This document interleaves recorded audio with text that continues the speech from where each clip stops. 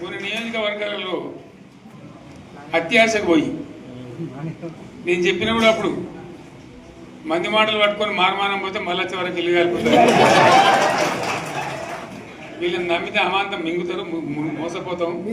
ఇప్పుడు రైతు బంధుకు రామరామ అంటారు, దళిత బంధుకు జైబీం అంటారు.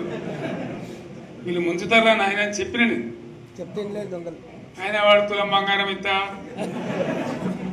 నీకు ఏంటి నీకు బంగారం వడ్డానం పెడతాను కానీ ఆయన నమ్మి ఏమో మీ సంగతితో చూద్దామని ఆయనతో వేసారు.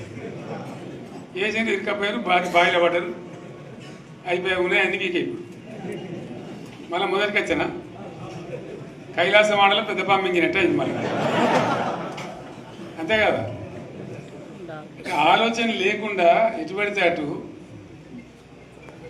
ఎవడో ఏదో చెప్తే నమ్మి ఓట్లేస్తే ఏమైంది అనేది ఒక మంచి గుణపాఠం ఇది తెలంగాణ.